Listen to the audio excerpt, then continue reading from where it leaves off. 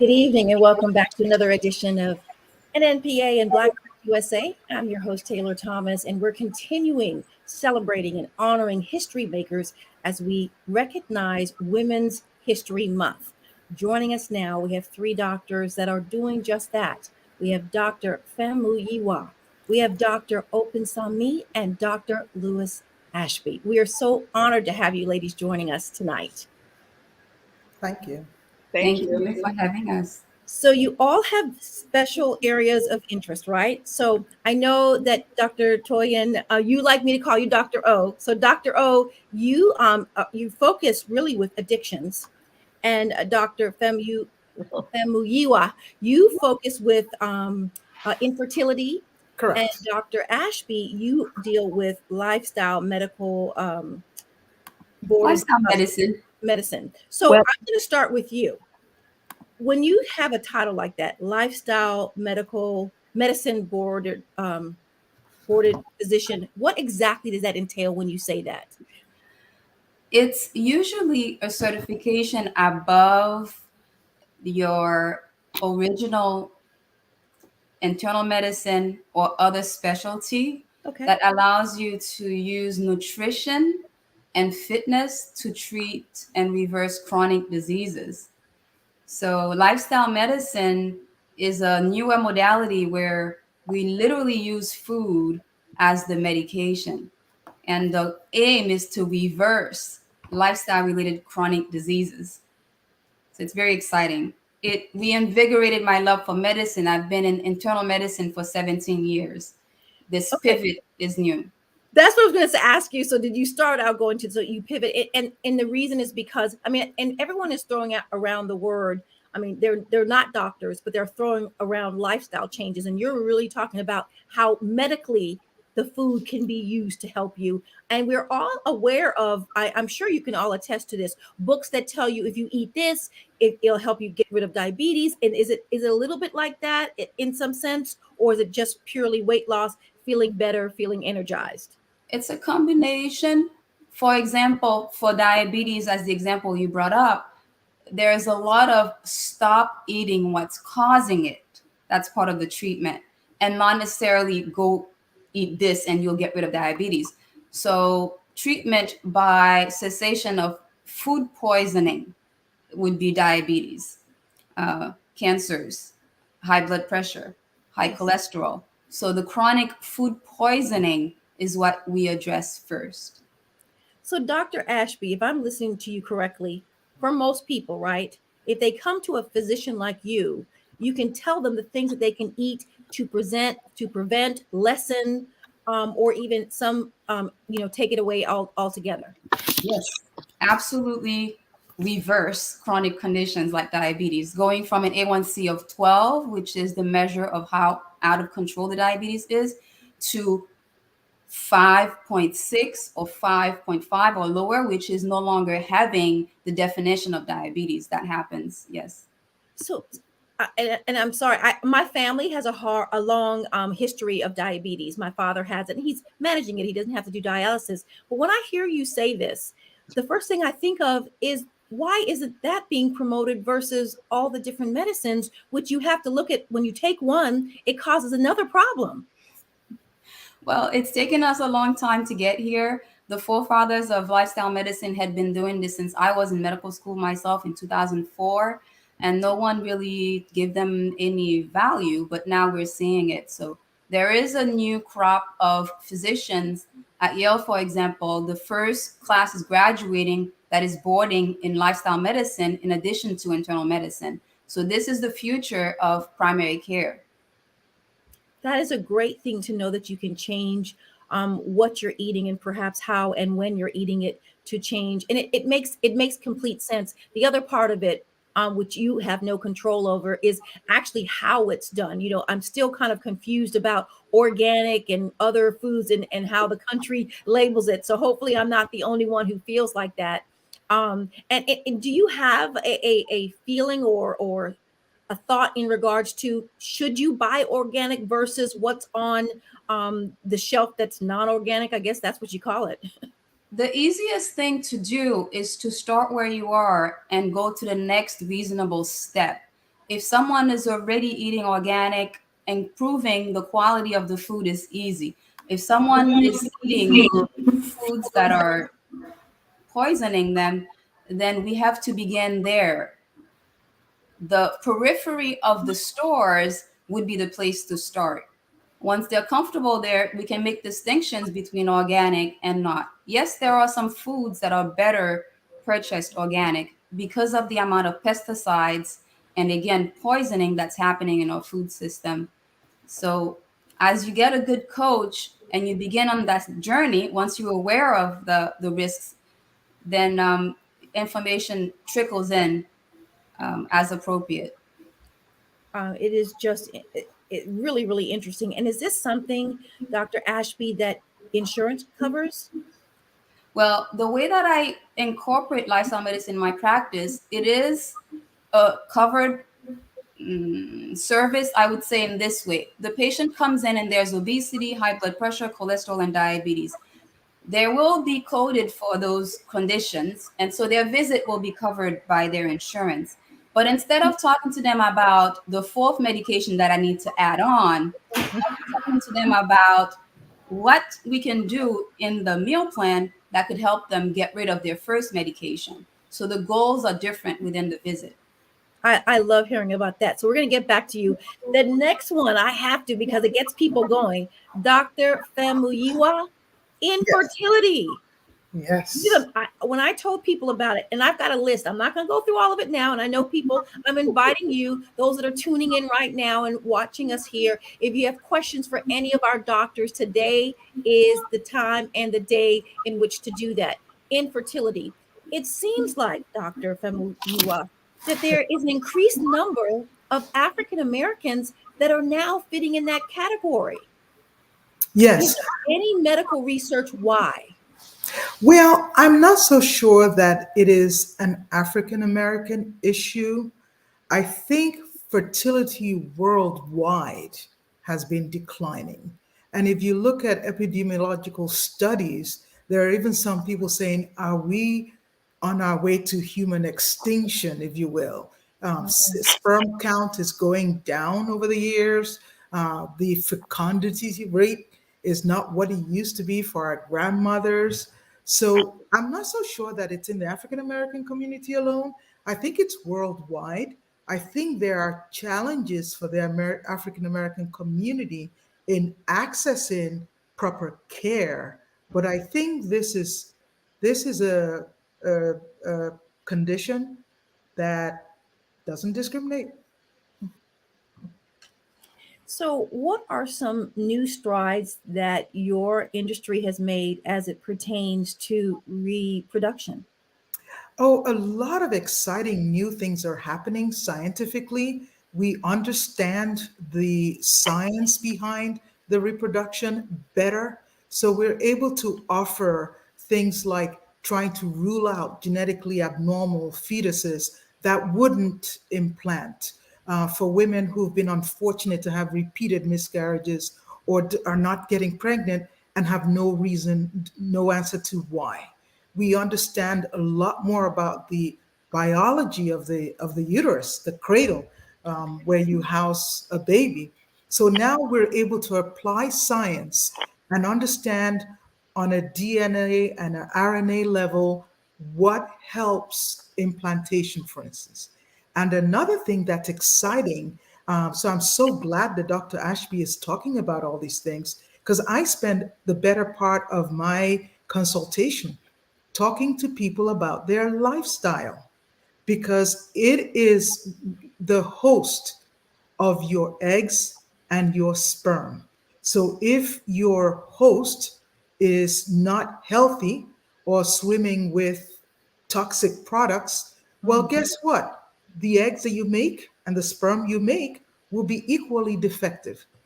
I don't think people think about, I really do not think people think about the vessel that way. And to hear you say that, it makes common sense. I mean, Yes. complete sense. Is there any link to the myth that birth control or some types of birth controls are being attributed to why there are issues and increasing infertility in this country? So I think that that is a total myth. Birth control pills do not cause infertility. They may cover it up, they may mask it. So when you stop the birth control pills, the issue comes back up to the surface. So the issue was always there. Birth control pills may cover it up for a little while, but does not cause it. Is there any testing for a young person who may want to have kids in the future to know if, hey, you're not really producing right now when you should be, maybe you should freeze your eggs? Is there any type of thing that people do? Oh, excellent. I think nowadays the big number you may hear about is your AMH level, Yes. anti-Mullerian hormone. That is a hormone that's produced by the small follicles in the ovary. And unlike your FSH, it is not related to your menstrual day, right? It's independent of where you are in your cycle. It Okay. gives you a static, be it is not dynamic, view of the ovarian activity. So you can look at that. I'm not so sure that I would necessarily say every woman should go out and get an AMH level. I don't know if there are epidemiological studies that say that yet. I'm sure they're coming up because they're being studied all over the world. But your AMH is probably one of the first predictors. Wow. And so we have lovingly Dr. O, who's been a guest on here on Black Press USA and NNPA Fires program before. Dr. O deals with addiction. Good evening again. And so what are the major things that you're seeing now? Again, we're still in the midst of a 2.5-year COVID. What type of addictions are you seeing and treating? Thank you so much, Taylor. Thank you for having me, and thank you for having us. I'm actually a family practitioner. I see from babies to any age, and I treat all disease entities. I'm also an HIV specialist, and another hat that I wear is addictions. It's just one of it. So medicine is fun for me. I love it. But I thank God that during COVID, I actually didn't see any rise in addictions. Okay. Rise in mental health, yes. Mhm. And we did not close for one day. We were very accessible. And so our patients were able to access us, and just talking or listening to somebody made the difference. So we have a stable range of patients. So telehealth was beneficial for you, three doctors? Yes. Yes. Absolutely. And for our Yes. patients. Yes. I was really, when I heard about that, I said, telehealth. What do you mean? I'm going to talk to my doctor? And they're like, yes, you can talk to your doctor. Obviously, there's certain things you can't get a pap smear or anything like that. But it is really kind of neat how there are some good things that have come because of COVID. I'm not saying COVID was a good thing. I'm just saying we've had to adjust and live life differently and more aware of things, right? Yes. I Yes. think the pandemic helped us strip away a lot of inefficiencies. Ooh. Yeah.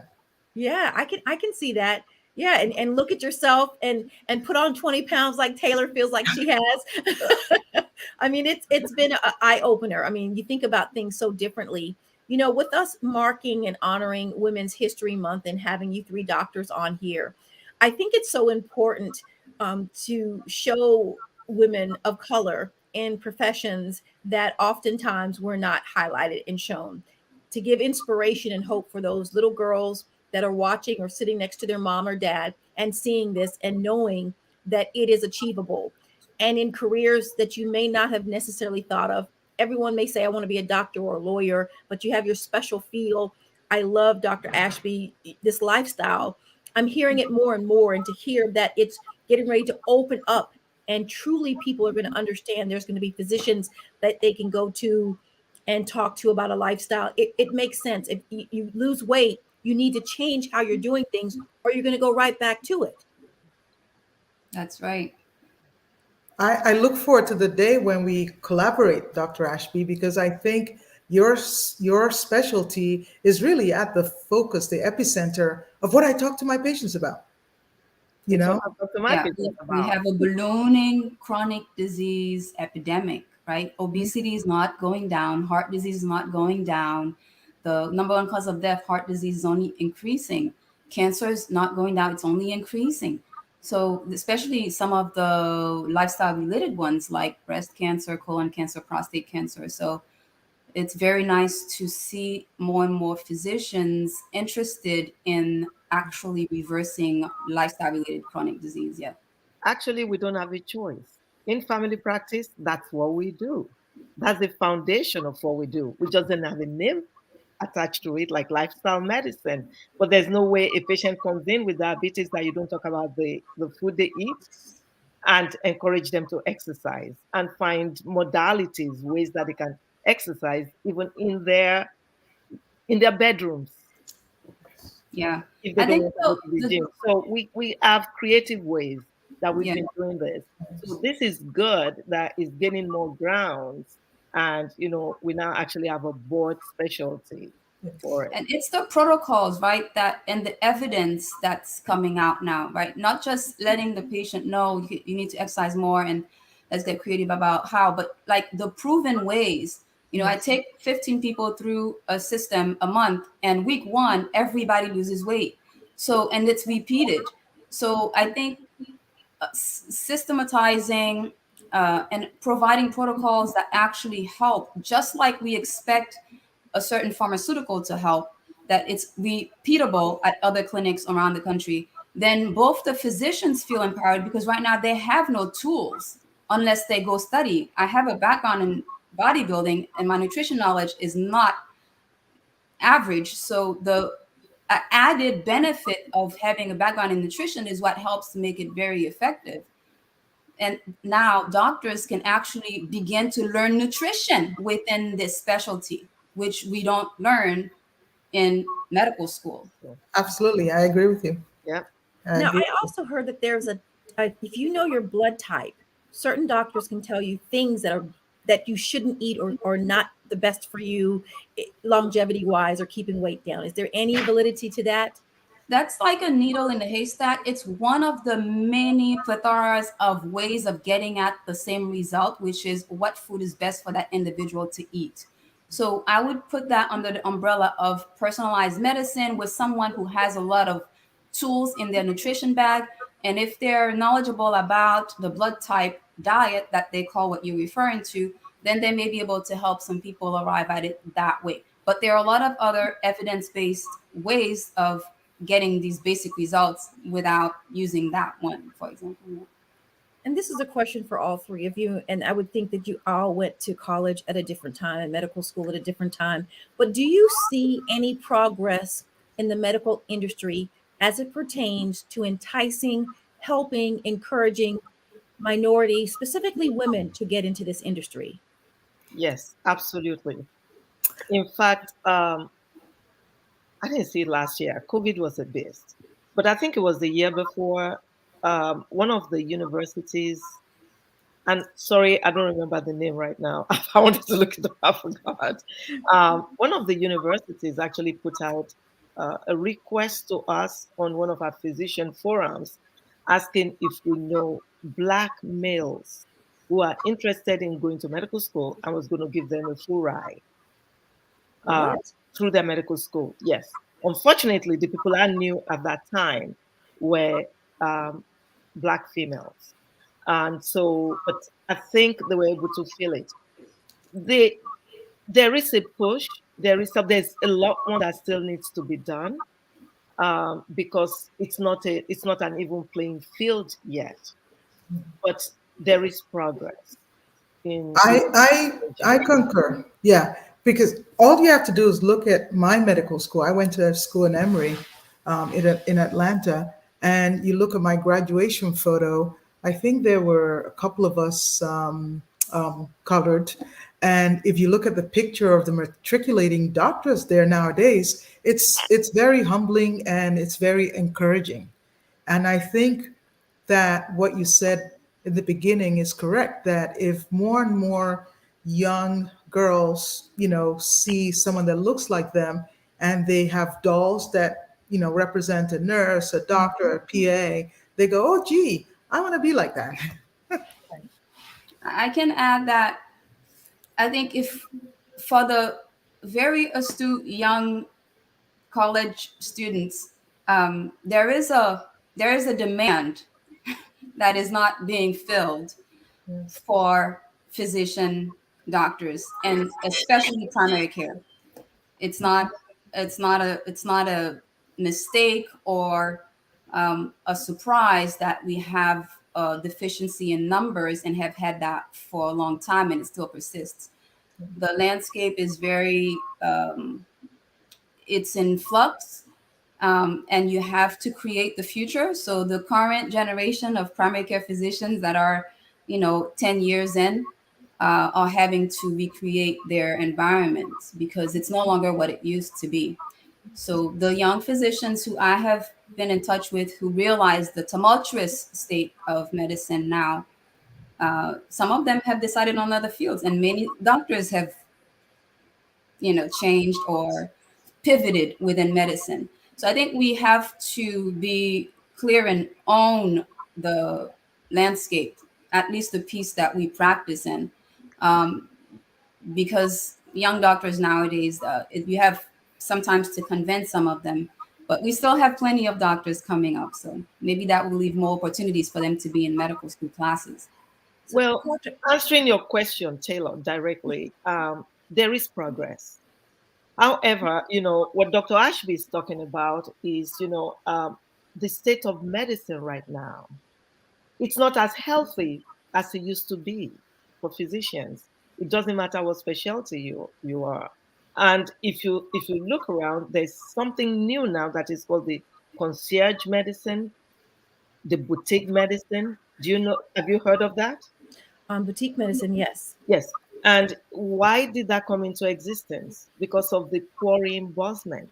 Yes. Doctors are working like dogs. Paperwork is tremendous, horrendous. Um, we fill prescriptions that we write prescriptions that are not filled. We have to fight to get prescriptions covered by insurances, and the list goes on. So some doctors decide, look, I don't want to deal with insurances. I just want to treat the patients. And so they decide to go concierge. It's cash upfront in the beginning of the year, but how many people can afford it? Right. I chose to be in the underserved areas in our cities because those people need us. Medicaid, Medicare, but how much do they pay? Does it put food on my table? Is the question. So when our young ones coming up, if they're exposed to this information, they divert to IT and the likes. I've seen it. I've Yes. Or seen, become a dentist. I've seen that. I read an article maybe 5 years ago stating that in the next 20 years, at this point, 15 years, the country is going to be dealing with if it continues as it was 5 years ago, the country is going to deal with a massive shortage of doctors. And I wasn't sure if it was attributed to the insurance that they have to pay, but I'm hearing you now talk about the workload. We all know doctors work around the clock. Whether they're in the office or not. I mean, if a patient calls you and you know that they are of need, I'm sure that you respond to them. But is insurance any reason why there could possibly be a shortage, or is it the actual gruel, the 6+ years in college and then the bills afterwards? It's not the training. Okay. Everybody, it's not the training. I think we pretty much settled that. People who Okay. go into medicine are very intelligent. They're very driven. They want to learn. They want to know what to do, and they do it on time and in the correct order. When they get out, the system is chaotic and actually broken because there are too many sick people and not enough workforce to take care of them. That's in a nutshell. And as we just discussed, the chronic disease epidemic is only ballooning. So there'll be even more work on the reduced or shrunk workforce. So what's the issue is innovation. So I keep myself in groups with other young practitioners who are thinking about how to do it in a way that's sustainable and that keeps their love for medicine alive.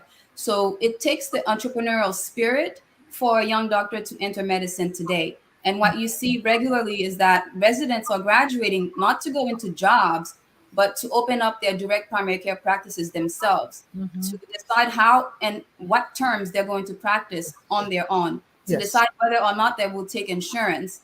And so it's probably going to give us a more robust medical system, but we have about 20+ years to go through it in the future.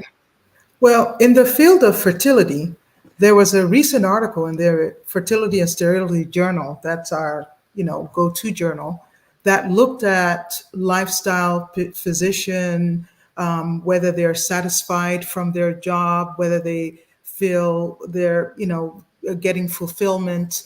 And the surprising part were that the women who felt less fulfilled, who felt more depressed, were actually women that worked in maybe academic settings or worked in employed position. And they looked at the main reason being they felt they had no control of their time, right? So if you feel that, the system says you have to be here from 8 to 12 and you have to do this from 1 to 4, you don't have control of your time. You're being dictated what to do. And whereas you have systems, there now groups where some women said, you know what, it's my choice. I don't want to work full time. I'll work half full time and I'll split it up with another woman so I can take the other half and actually take care of my kids. Because you still have to wear the hat of mother. That's right. You know, we have to wear the hat of mother, employer, physician, wife, whatever you may call it, friend, aunt. You need a little bit of that to balance your own lifestyle, because otherwise you're just working and grinding, and a lot of people, like you said, just get disgruntled and say, you know what, I could go as work as a consultant or go open a Starbucks or something and make just as much money and be happier. So I Yes, think and that, unfortunately, some of them commit suicide, and physicians are now the number one professional suicide, and they've surpassed dentists. I'm not sure why the dentists were for a long time, but now it's primary care physicians, ER physicians, or first responders in medicine. yes. So, what do you say to the parent or the child that's watching right now or see this with their mom or grandmother or aunt later, that we don't discourage our children?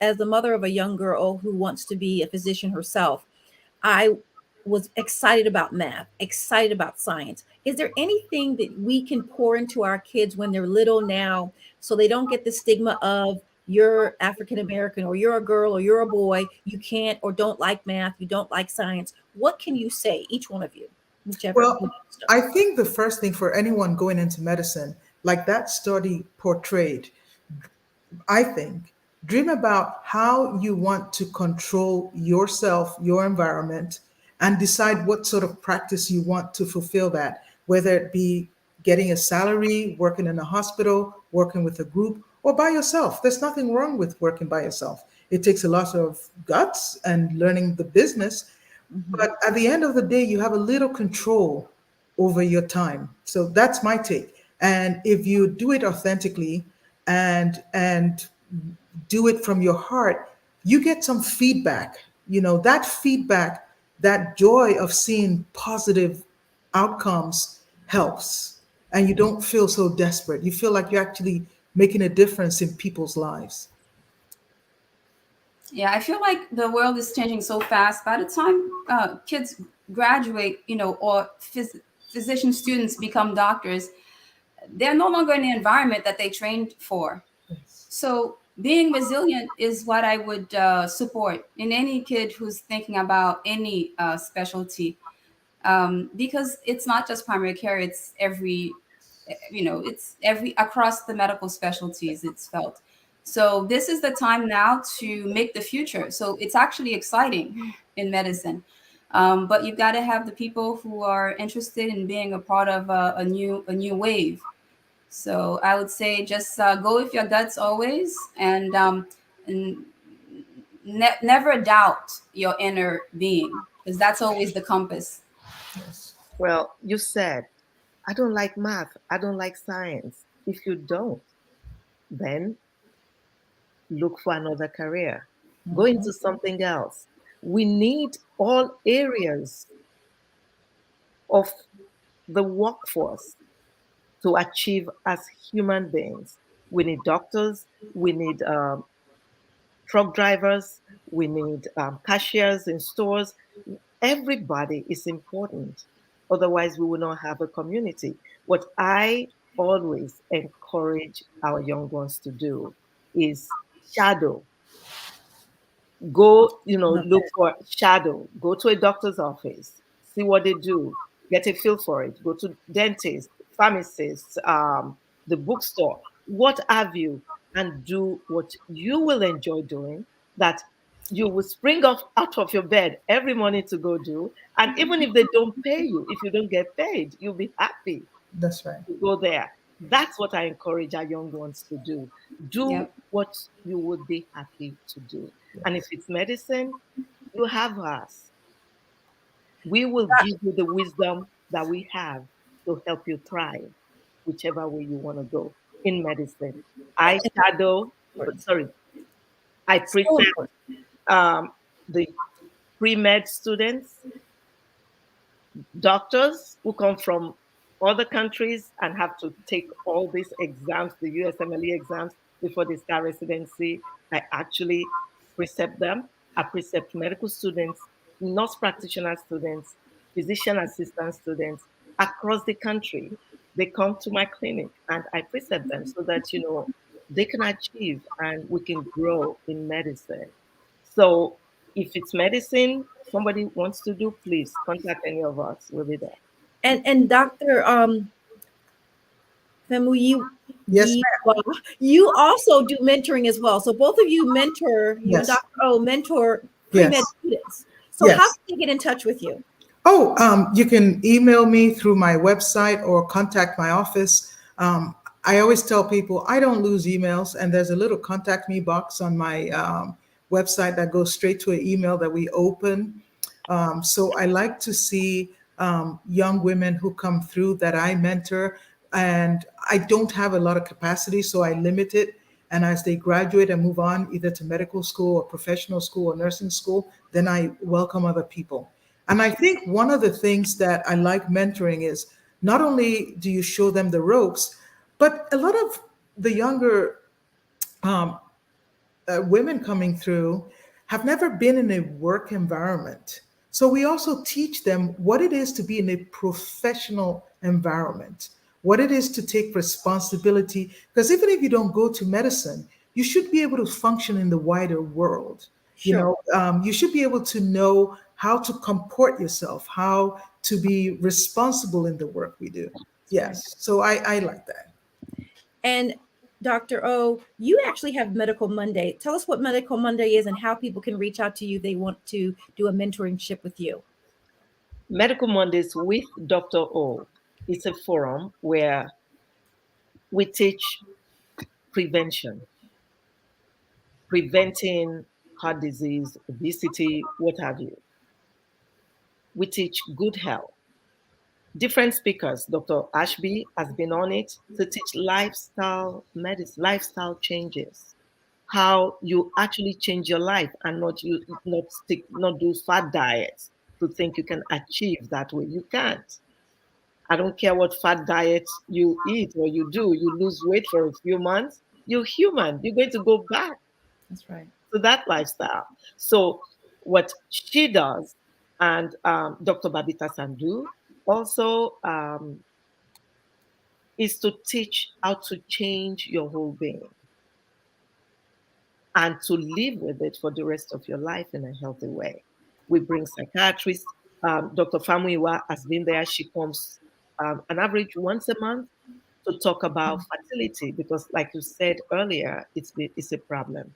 We have specialties from all walks, just to build our community, to build our health, strong future. Without health, we can't do anything that is productive. So that's what the forum is about. To reach me, you can go to my website also, genmed.com. Just Google my name and you will find me somewhere. And my office numbers are there online for 1052860003. And everyone is welcome. We precept people across the board. I love it. And Dr. Ashby, I have to say this because before we went on, you were like, yes, I do something and you can drop weight in 30 days and change your life. Now you have a program called Jumpstart. I know we're past the time, but I still want you to tell us about Jumpstart and how we can reach out to you to talk to you about how we can change our lifestyles and better our lives.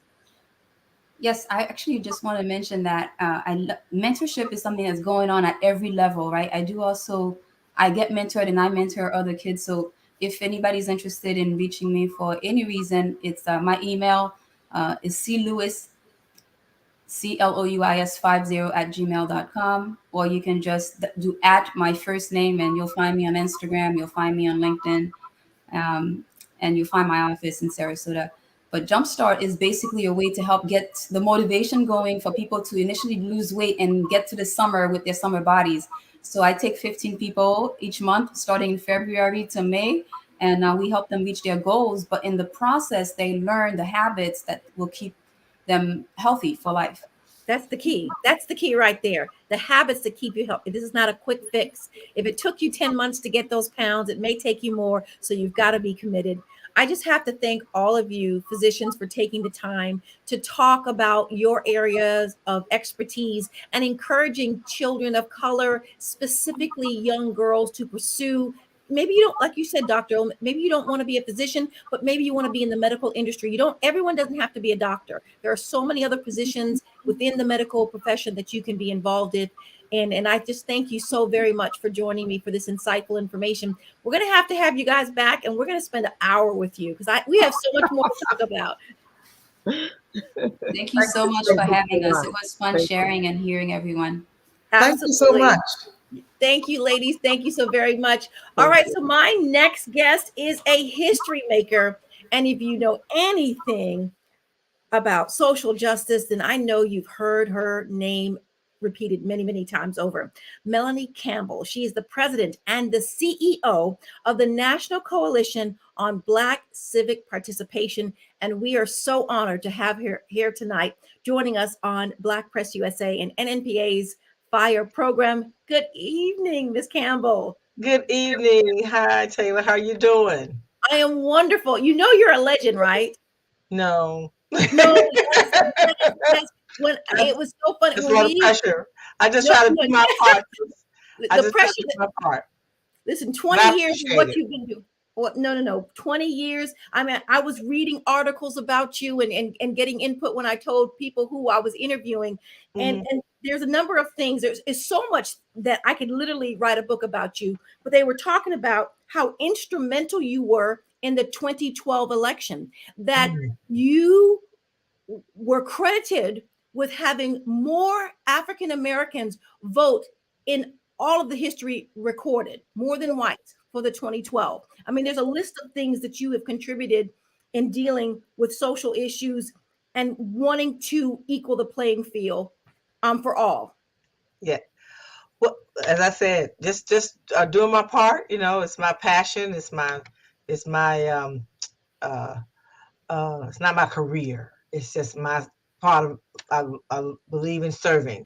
So that's part of how I've tried to serve, to make sure that we leverage our power, especially Black women, because when Black women thrive, our whole community thrives. So that's been a really, really big part of my life journey, as well as young people, and making sure that we work intergenerationally, and because I feel like we can have more impact. And history has shown that we can when we come together, not unity just for unity's sake, but unity in a way that we're able to drive strategically and leverage our power more. And so it's been crazy times these last couple 2 or 3 years or 4 years. And so we've been fighting a lot. I feel like the fight never ends, but you just feel like I'm trying to do my part and try to make a difference. Now, and I've been mentioning it all this month, but the George Floyd murder awakened, it seemed, the census. But again, I just mentioned a few minutes ago that you have been doing the fight for social justice before George Floyd, right? And it just seems like such a daunting task. Do you feel like with the death and companies turning around and wanting to acknowledge they need to be more inclusive, they need to be more diverse, do you think you're getting a boost to your cause, or are you finding it may have been for a week or two, but now it's not there? I think it's a mixed bag, right? Okay. You had a lot of companies, corporations who made a lot of pledges, and not all of them are following through. So you have to hold them accountable. in that regard. But then you have some that are continuing their social justice commitment. And so those are the ones that you lift up as well. And so, but history is another great teacher even on that. And that you have to keep pushing, and it's like you don't win the battle and then it's okay, we're good. No, unfortunately, in this country, we have to keep on fighting for justice and freedom, freedoms that we've always had to strive and fight for. And we're at that crossroads again, but only this time the whole democracy is in a state of flux when it comes to our voting rights. And then for young people who are really disappointed that a lot of things haven't happened on a national level, really also focusing on a local level where many years, I spent a lot more years on a local level than honestly than I have on a national level. And how important it is when you talk about things like police reform, how important it is what happens on a local level with that sheriff's department or that police department or that DA's office to try to get young people to see you can make change right where you are as we continue to fight for that federal systemic change, but also engaging the Justice Department.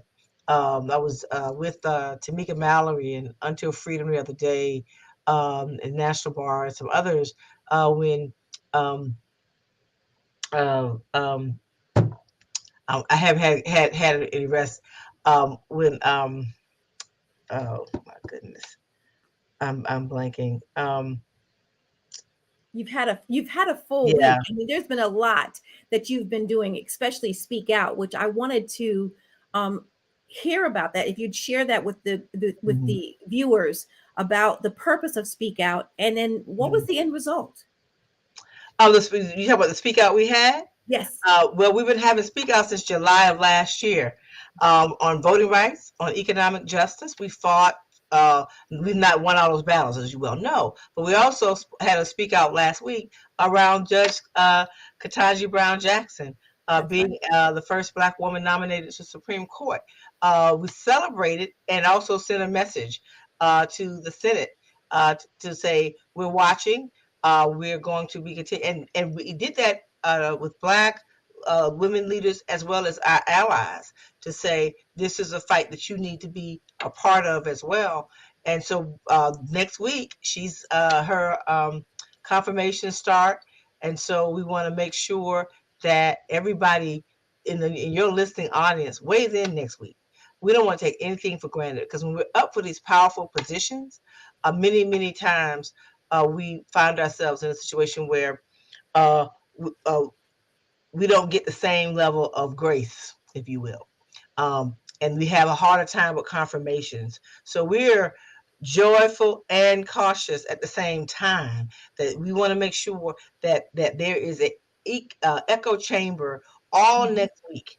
And so many of our organizations, my organization, Women with Black Women, so many organizations that are coming together, Sisters Lead, Sisters Vote, Sister SCOTUS, all of these organizations, Power Rising, sororities, unions, everybody, we've been saying everybody needs to speak up next week and to hear, because they're going to go after her. So there are going to be some that will try to discredit her stellar record. You know, it's not about qualified, it's about opportunity, right? So we have this opportunity, and we want to make sure that we learn from other challenging confirmation processes to make sure she can get over the finish line, and in a strong way, because really she should have 100-0. That's the truth, because of what her qualifications are exemplary. Ms. Campbell, you said, what are you asking people? You're looking right in the camera. What are you asking people if they support Judge Jackson? What are you asking them? Are they calling their local legislator? Yes, call their U.S. senators. Okay. Call your U.S. senator, and make sure that they vote for Ketanji Brown Jackson, Judge Jackson. Next week she has her hearing, so you want to pay attention to that. But start making those phone calls, and thank your senator if they are already on record saying they're going to do it.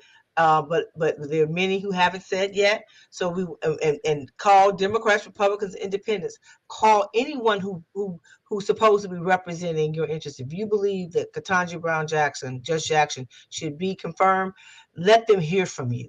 it does make a difference. We're having a call-in day on Wednesday, March 23rd.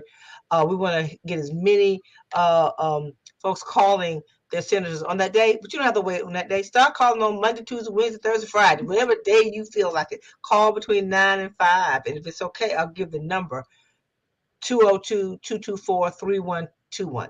202-224. You can call and say, I'm from what state? They'll tell you, and they'll connect you to those two senators that represent you. I want you to give that number again slowly because it is important. Would you say that again, please, Ms. Campbell? Yes. 202-224-3121. You would think that it's, everything can be found on the internet, but sometimes you just don't know even what to put in to get to what you want. So it's so great to have you being able to give that information. It seems like what you're doing is such an overwhelming and daunting task. What keeps you going other than obviously getting to the victory? But I mean, you've been doing this for 20 some years. Well, our predecessors, there's always those who've been from whose shoulders we stand on. Mm-hmm. And I just blanked earlier just because I haven't had a day off yet. I But know. Brianna Taylor is who I wanted to talk about, because Oh, Brianna yes. Taylor, his mother was here in DC, and I joined Until Freedom, and Janice Matheson, myself, and Corberry, and many others. Her mother was in town going to the Justice Department to really push for the Justice Department to open a civil rights violation case. And so that case is still out. You've had some victories, right? We've That is had really perplexing to me. George Floyd, right?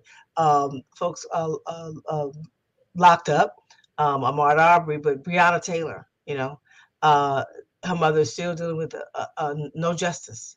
And so It is that thing of concerning. no justice, no peace, that's real. That's real. It is And so we very have to concerning. keep She fighting. literally was innocent. And what keeps me going is just working in coalition, knowing that that this is a long distance race, and just knowing that, hey, and trying to take some time, which I haven't done yet. So I was listening to the doctors before, and I was listening to that, going, "Yep, I need to take a break," which I plan to do.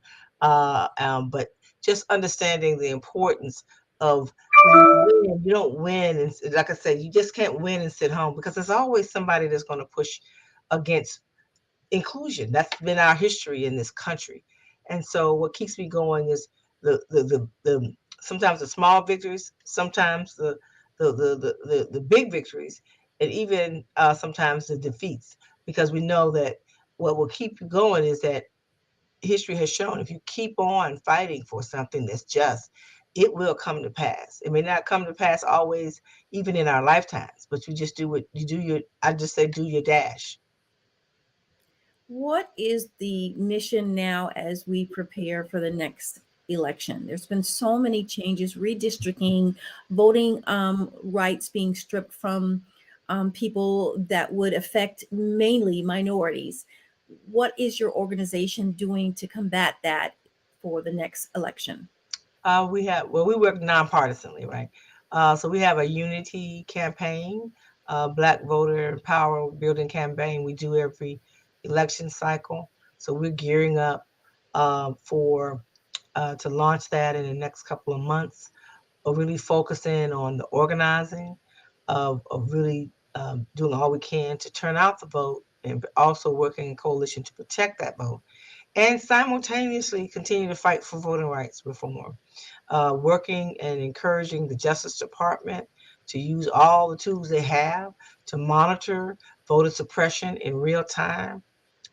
Encouraging the Biden administration to use all the tools and not to give up. I was in Selma, Alabama, about 2 weeks ago for the 57th anniversary of Bloody Sunday, and it was good to see and engage with Vice President Kamala Harris, who showed up with a lot of other members of the Biden-Harris administration to say they're not giving up. They're going to keep fighting. So we will keep fighting, and we want the Senate to continue pushing, because the House has done its job. The Congress needs to keep pushing for reform. We need to know who's not with us, right? Whether that be quote unquote friend or foe, so that people, when they're making the decisions, we just released a poll that we commissioned with Essence Black Women's Roundtable in Essence last week. And the three concern, and it was for Black women. We do this every year. This would be, I think it was our 7th, 8th year. And this year, what was important that we've seen over the last 3 or 4 years is racism is still a high concern for Black women across ages. But what came, and then also economic justice issues, living wages, those made their way to the top. The third issue that hadn't been as high prior to 2020 election is voting rights. And so that's one of the things that came up, number 3. So we know that that's a concern because in real time, there's been a tsunami, as you mentioned, of attacks through voter suppression laws being passed, but not having the full weight of the Voting Rights Act to counter that. So we're going upstream, but we've gone upstream before and found a way to get on the other side of that mountain. So we're going to keep fighting. And we have to vote. Yeah, well, and speaking of that, so you received the Congressional Black Caucus Foundation's Emerging Leaders Legacy Award for the creation of the Black Youth Vote. Can we talk about that and how people can get involved with that? Yes, Black Youth Vote. That was many moons ago. I started that. But it's our youth-led civic leadership program at the National Coalition, and so it focuses on 18, 35, Generation Z through millennials, 18 to 35-year-olds, and it's really like a leadership. They create and organize their own peers because peer-to-peer works, and so with Black Youth Vote, they focus on organizing their peers to because really at the end of the day, the voting population in the Black community is really much younger, and millennials and Generation Z, really they're the majority vote, getting closer and closer to being the majority vote. So if we want to make sure that we continue to build power or fight against the suppression, young people have to be central to that. One of the things that was exciting about our summit last week is we had a lot of young women who were part of the summit this year who had their own organizing, and we even had them down to high school level, 13 to 17-year-olds, who talked about the things and developed their own agenda around it, but also a lot of college age and millennials that were part of not just being present, but part of the leadership, part of the panels, talking about the issues of concern for them. We had a whole panel of Black Youth Vote young sisters who lead in several of the states that we work in. So it's about having a table for them to having leadership opportunity to really learn, teach some of us, right? So it's intergenerational, especially when you start talking about how do young people use technology and being a part of being at the table. We call it our power table. And so that's part of what we do here at the Coalition. That's one of our key signature programs. Ms. Campbell, where do you get the funding to support what it is that you need to do? From wherever I can get it, right? I get it from foundations, from individuals, from companies, from unions. So it's very diverse. Never enough, but we do what we do, with as much as we can. What are the 3 top things that are at the front of your mind that you're working on as we get, finish this year and go into next year? Helping to get Judge Ketanji Brown Jackson across the finish line to be the Supreme Court Justice. Continue to fight for voting rights and economic justice through our policy organizing, as well as women's reproductive rights is one of our issues, and making sure that we leverage our voting power to continue to move our agenda. Those are kind of like top 3. I know this may seem like an unusual question, but for people who just don't connect the dots and may not understand why you are asking for people to stand up for Judge Jackson, what does it mean? Because I think sometimes with the regular voters, they don't understand if it's not directly in their pocket. They don't understand how things trickle down. What would this mean? Do you believe this would mean for people of color, communities of color, having her on the U.S. Supreme Court? I think not just the symbolism, although that's important, I think that having someone to, we're talking 233 years of an existence of the highest court in the land never having a Black woman, but a Black woman who also has, who's been a public defender, a Black woman whose parents went to HBCUs, grew up, born in DC and lived in grew up in Miami, Florida. Parents who are public school teachers. So it's a very, very, and she's also Ivy League, right? So she has a very unique background. That means that she's going to bring that lived experience to the bench.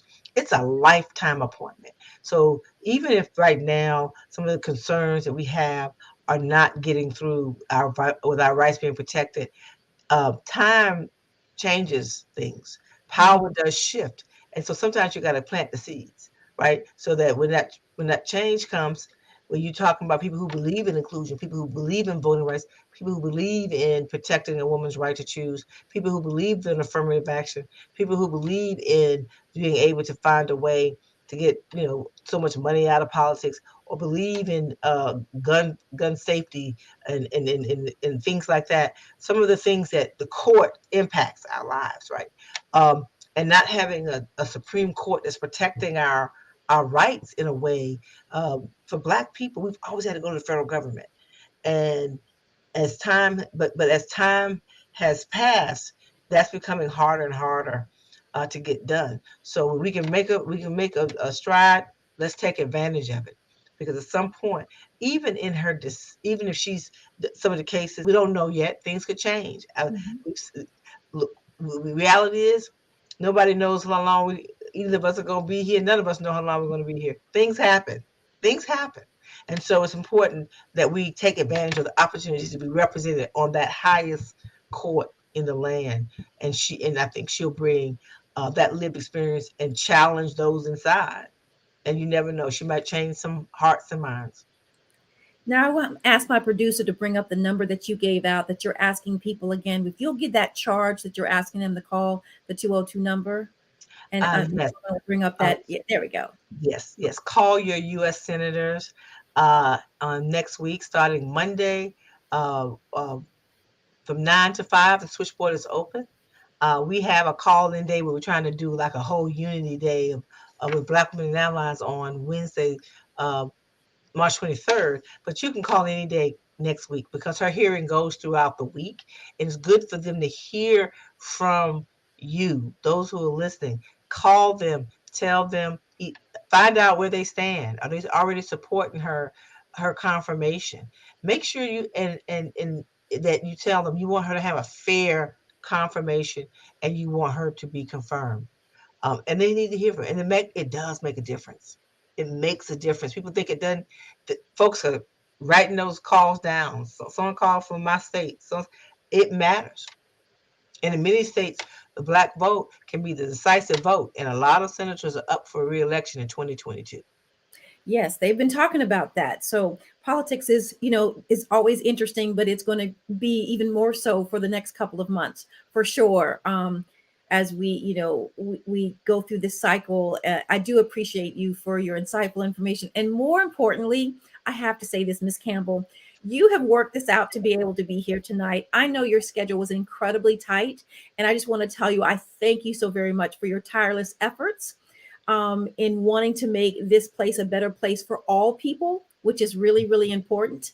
And I just want to thank you for joining us tonight. And I thank you, and I'm honored always to be here. I love the Black press, honey. Anytime. Watch where I could be honest and say, girl, I'm just a little tired today, but I'm hanging in there. I'm still in my office. I thought you were home. Oh my goodness. Oh, wonderful. I didn't want to miss it, because I was trying to get home. But no. It's good. It's good. I appreciate you reaching out, and I'm honored to be always have an opportunity to share and learn, even and listen. Like I said, I was listening to the doctors. They're great, right? Yes. Just wonderful and as great as you are. So, Melanie Campbell, thank you so very much for joining us tonight. And we look forward to see what happens next week. You are always welcome back here if you'd like to share more with us and update us on what your organization is doing for social justice. You are always welcome here. Again, thank you so very much for joining us tonight. All right. And you have a good night. Rest of your night. Talk to you soon. Oh, yes. Appreciate it. Yes, well, that'll do it for tonight's edition of Black Press USA and NNPA. It has been a wonderful night. I hope you've enjoyed our wonderful guest. It is still Women's History Month, and we're highlighting women that are making history in their own special way. If you have someone that's important in your community and doing something special, or even a news breaking story, send it to me. Taylor Thomas Anchor at Gmail. That's Taylor Thomas Anchor. Taylor Thomas Anchor at gmail.com. Until next week, everyone, God bless and goodbye.